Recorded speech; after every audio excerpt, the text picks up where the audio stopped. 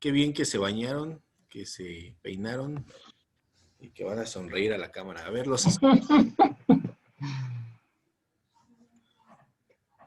adelante, todo suyo.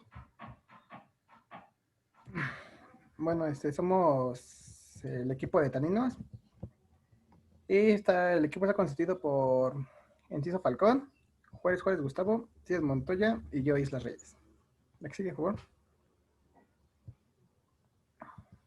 Ay, la se trago. Espérame. Ya.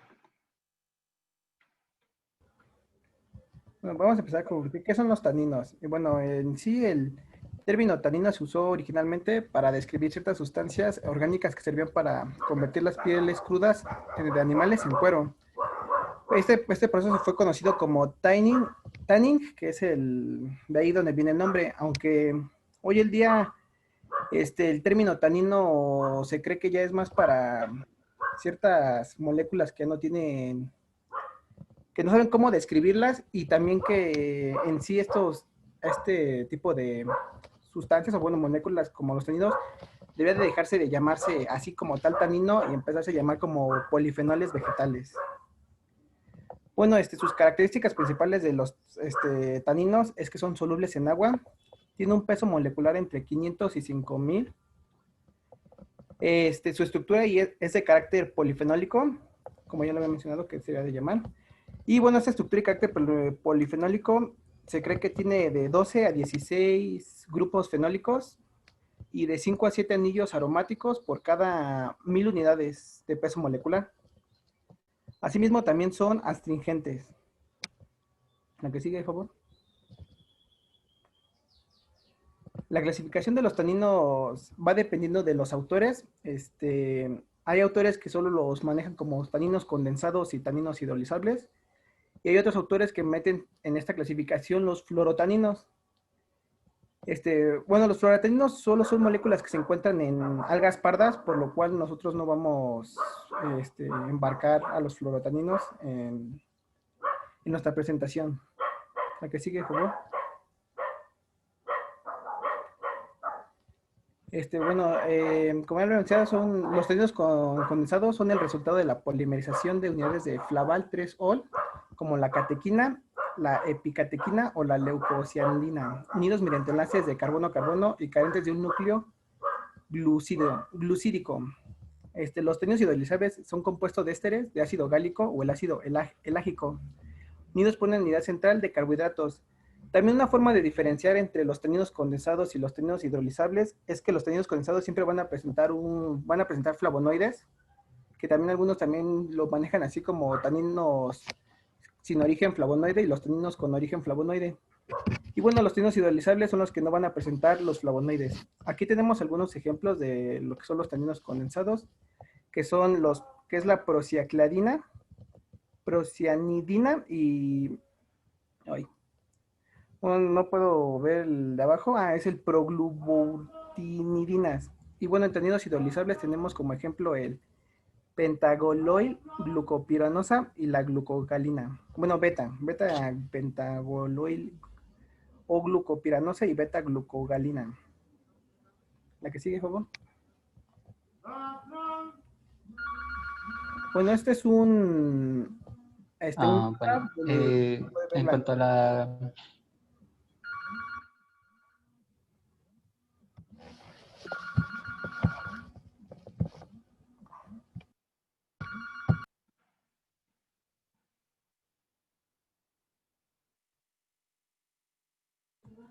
Aguas con los micrófonos abiertos, jóvenes. Sí, disculpe, profe, es que es un teléfono que dejaron aquí en mi casa. Ok, bueno, en cuanto a la vía de síntesis de los taninos, tenemos que después de la fotosíntesis, que corresponde a lo que es el ciclo de Calvin, se forma la eritrosa 4-fosfato mediante la vía de las pentosas fosfato. A partir de ella se puede formar el ácido 3 de hidroquímico, que a la vez puede seguir dos rutas. Una de ellas es la ruta de los taninos hidrolizables, en donde se forma el ácido gálico, de la cual después se desprenden los ácidos galoilquímicos.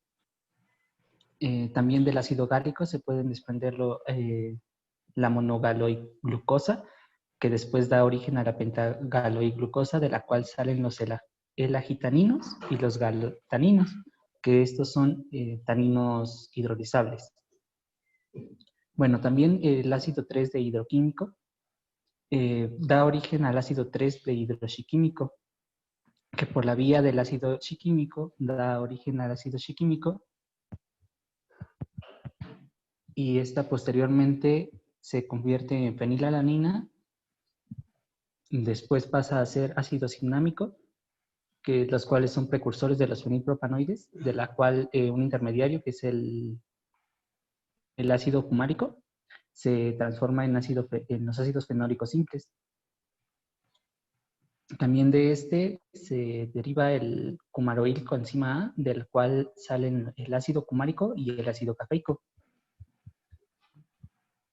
Ahora, también, como ya les decía, después de la fotosíntesis, el gliceraldehído 3-fosfato, por medio de la vía de la glucólisis, se transforma en piruvato. El piruvato puede irse a la vía del ácido 3 de hidroquímico y seguir toda la ruta que ya se describió, o puede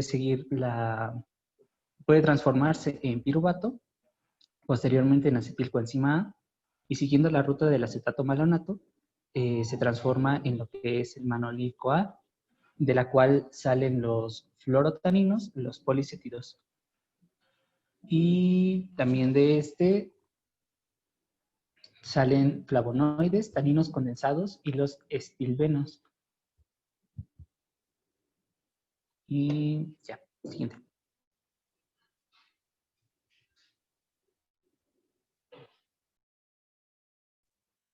La función biológica que tienen los taninos una de ellas la regulación del crecimiento. Los taninos en el vegetal se ven implicados en la regulación del crecimiento. Estos compuestos se encuentran en las semillas y ayudan a prevenir la germinación prematura de las semillas o la germinación en condiciones desfavorables para el desarrollo del embrión. En la inhibición de la germinación están implicados distintos procesos de producción enzimática de suberina impermeable, de taninos condensados y de ligninas, entre otros compuestos. Lo que pasa o lo que sucede aquí es que se impermeabiliza al agua la cubierta de la semilla y también se restringe el intercambio de gases a su través, y así se consigue la protección del embrión frente al estrés ambiental y frente a agentes de enfermedad.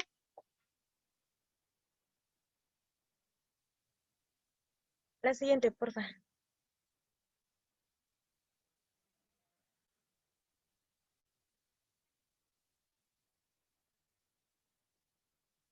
Otra de las funciones es la inhibición de depredadores, parásitos y competidores. En las plantas se han descrito mecanismos de antidepredación, tanto activos como pasivos.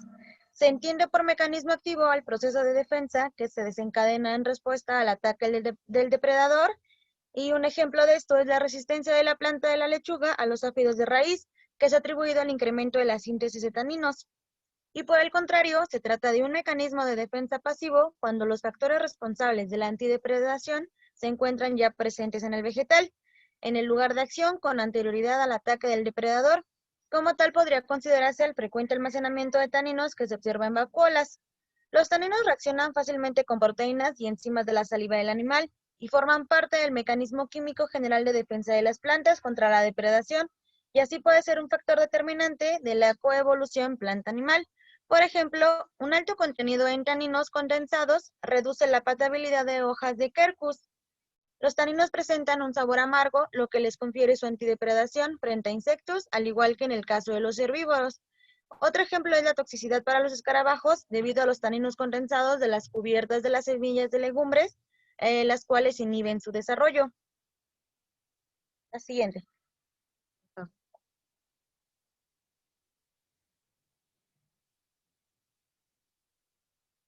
Otras son la resistencia a enfermedades. Los taninos forman parte de tejidos impermeabilizables del vegetal y por su carácter astringente e inhibición enzimática presentan propiedades antimicrobianas. Hay un incremento del contenido de este compuesto en las paredes celulares como respuesta a la lesión o infección que induce, y en muchos casos a la inmunización contra la enfermedad.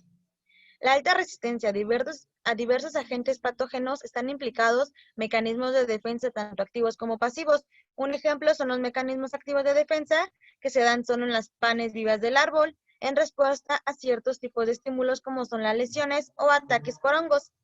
En este último caso, en las llamadas zonas de reacción, se producen compuestos tóxicos denominados fitoalexinas, y como consecuencia final de esta respuesta activa tiene lugar la compartimentación de la zona infectada con la creación de barreras físicas y o químicas que evitan la extensión del hongo. La siguiente, por favor.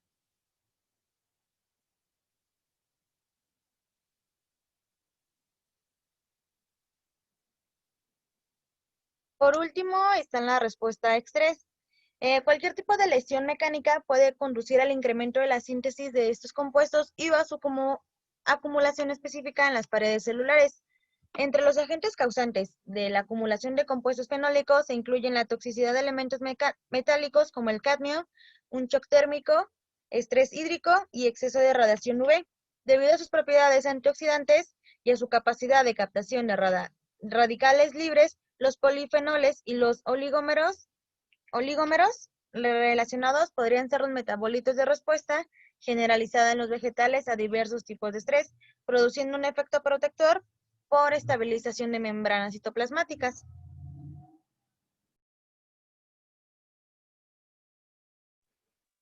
Ok. ¿Dónde los podemos encontrar? Bueno, los taninos nos han acompañado básicamente desde el inicio de los tiempos, ¿no? En alimentos y bebidas de origen vegetal y a los cuales pues van a contribuir un sabor característico, ¿no? Como por ejemplo las bebidas como el vino tinto, el té, el café, en duelas del roble, en vegetales como las espinacas, frutas como las uvas. No sé si han como percibido ese saborcito amarguito al momento de que se comen una uva, se toman una copita de vino, precisamente por esa propiedad que hablábamos de astringencia. ¿Pero qué es la astringencia? Se preguntarán. Bueno, la Real Academia de la Lengua Española define astringencia como aquella sustancia que al entrar en contacto con un tejido orgánico, en este caso la lengua, produce una sensación entre sequedad y amargor. Entonces, por eso en la industria del vino se habla mucho de el vino está muy seco, está muy amargo, o así, ¿no? También en otro tipo de alimentos, como por ejemplo el chocolate negro, las nueces, almendras, la canela, las pasas y los frijoles. Igual, algunos, no sé si han comido, imagino que sí, nueces, y sienten al final de degustar la nuez, la semilla, sienten como un sabor amargo, un poco seco precisamente. Es eso, la propiedad de astringencia. Ahora, en cuanto a su importancia económica, los taninos son usados o eran usados en el curtido vegetal. Es la industria marroquinera, precisamente. Entonces es capaz de fijar las proteínas, en este caso del colágeno, y les va a otorgar a las pieles una característica para que la haga más resistente, vaya, y no se pues eche a perder, ¿no? Incluso se puede aprovechar en el ámbito médico. Entonces hay algunos medicamentos antidiarreicos, ¿no? Y bueno, muchos sabemos que, perdón, una disculpa.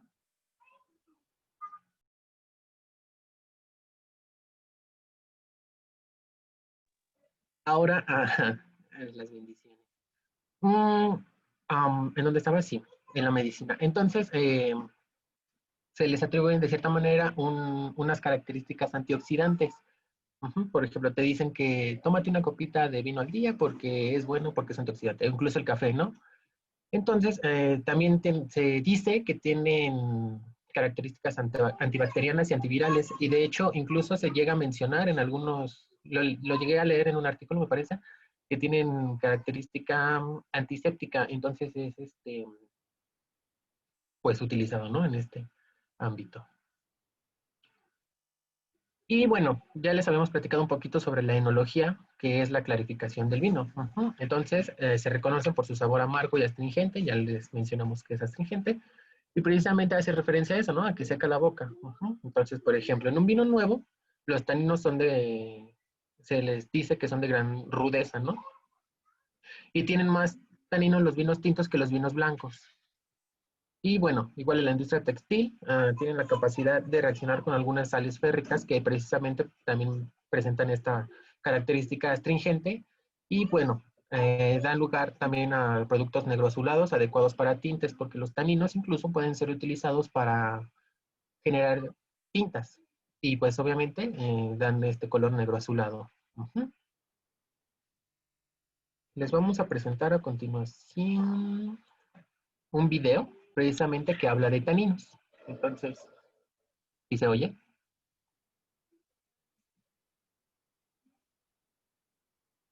Chicos, Pues es que como todavía no lo Está pausado. reproduces, ustedes me dicen. no, no se se escucha. escucha. No se escucha. Ok, a ver.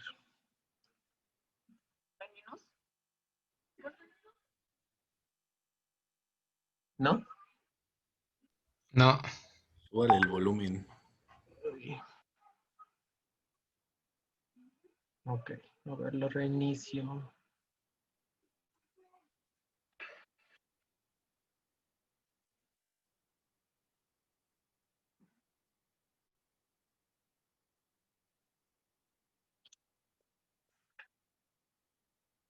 sigue sin escucharse. ¿No? Bueno, entonces se los voy a, a platicar yo, porque no sé qué esté pasando.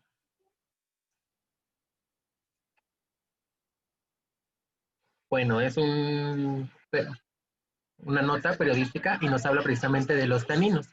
Y nos mencionan precisamente que son polifenoles distribuidos en varias frutos y verduras, ¿no? Y precisamente nos habla de esta característica de contra la herbivoría, ¿no? Y nos mencionan también lo de la característica de astringencia, ¿no? Y menciona los alimentos, por ejemplo, la espinaca, la manzana, los vinos. Incluso se llega a presentar en lo que es la cerveza y algunas semillas como las nueces y demás.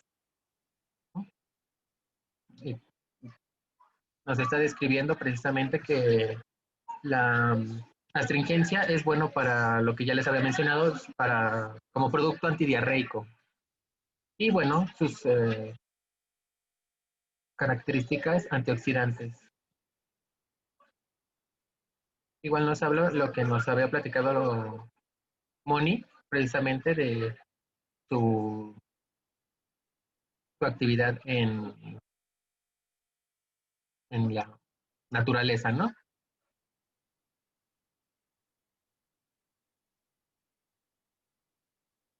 Y como todo en la vida, todo en exceso es malo, precisamente.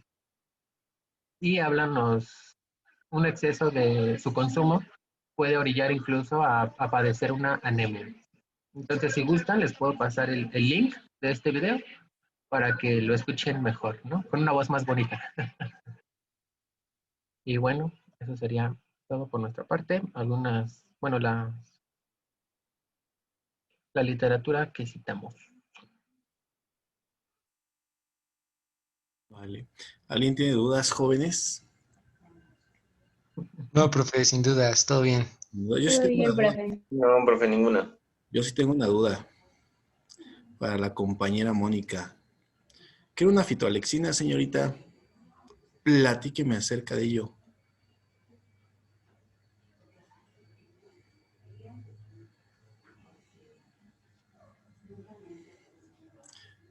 Quiero una fitoalexina.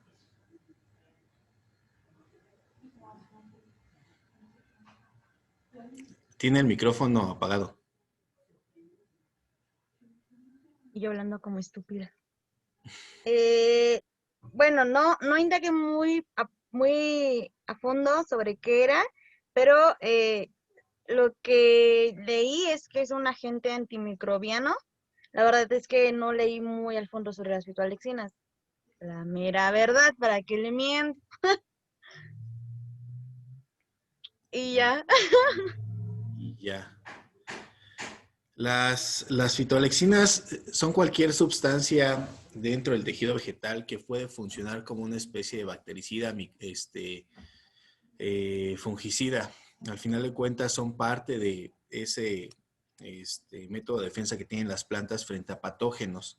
Puede ser un metabolito secundario, un regulador de crecimiento, una molécula proveniente del metabolismo primario.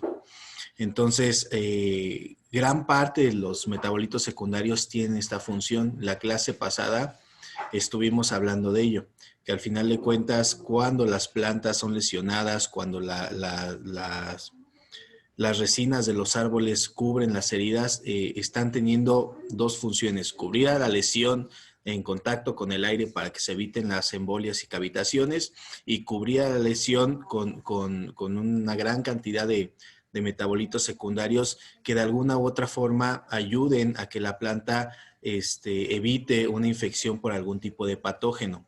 Al final de cuentas, la planta debe establecer métodos de defensa frente a este tipo de riesgos, porque ya lo hemos comentado a lo largo de todo el semestre, ¿no? Son organismos que no se pueden mover, son organismos que no pueden hacer frente como lo hacen los animales a ciertos riesgos que se presentan en el ambiente.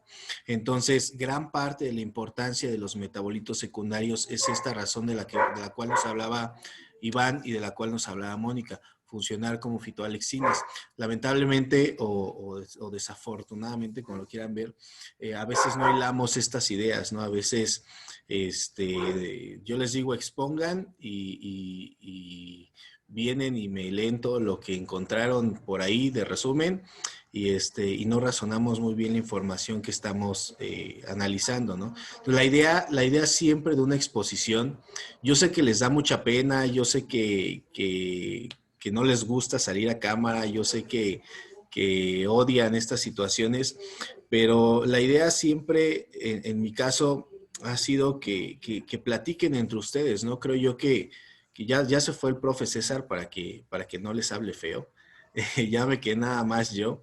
La idea es que entremos como en un ambiente de confianza, ¿no? Que al final de cuentas platiquen de aquello que están leyendo, de aquello que le dedicaron 2, 3 horas, un día, 2 días de estudio, a contárnoslo como cuates, ¿no? Si no lo entendieron, pues se acepta que no lo hayan entendido. Profe, porfa, écheme la mano, no le entendí. ¿Qué está pasando aquí, no? Porque al final de cuentas, muchas veces como profesores nos dedicamos mucho a ser bastante técnicos en la forma en la cual hablamos. Ocupamos terminologías que no entienden, ocupamos conceptos que tal vez no están en relación con ustedes. No bromeamos tanto porque no existe ese acercamiento y lamentablemente hoy en día menos por esta cuestión en línea. Entonces la idea muchas veces de este tipo de ejercicios va encaminado a que ustedes comprendan el tema, así como lo hicimos con la unidad de fotosíntesis, hagan propio el tema y posteriormente lo puedan ustedes platicar, así como lo entendieron a sus compañeros.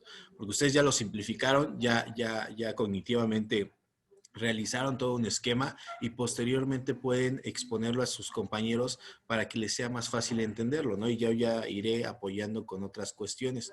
No vean esto como una tarea, como una forma en la cual los voy a evaluar y que si no lo hacen bien van a sacar 6 y que si no expongo los voy a reprobar, sino véanlo como un ensayo frente a la situación que van a vivir todo el resto de su vida si algún día quieren ser biólogos de verdad. No van a ser científicos ni biólogos de verdad hasta que no logren difundir aquello a lo que se dedican, ¿no? Y si no desarrollan esa facilidad de palabra, no se quitan ese miedo de hablar en público, de salir en una cámara, pues nunca van a ser de verdad científicos o personas que hacen ciencia. Si de nada, la ciencia de nada sirve si no se divulga. Y si ustedes hicieron un experimento, si ustedes hicieron una investigación y ustedes que son expertos en el tema no lo divulgan, no lo comentan, no lo dicen, pues difícilmente va a llegar a manos, a oídos o a la boca de las demás personas, ¿no? Entonces, no se pongan nerviosos, platíquenos como lo entendieron y no vengan a leer las diapositivas. Yo hubiese parado la clase si estuviéramos en presenciales y hubiera dicho, ya, no den taninos, vamos a hablar de otra cosa. Pero bueno, hablando de taninos, y bueno, les agradezco que se hayan peinado, que se hayan puesto guapos y guapas y que hayan salido a cámara, ¿vale? Entonces, ¿qué sucede con los taninos? Los taninos, como lo comentaban sus compañeros, derivan de una vía muy similar a la de los aminoácidos no proteicos. Déjenles comparto. ¿Ya lo ven por ahí? Denme un segundito.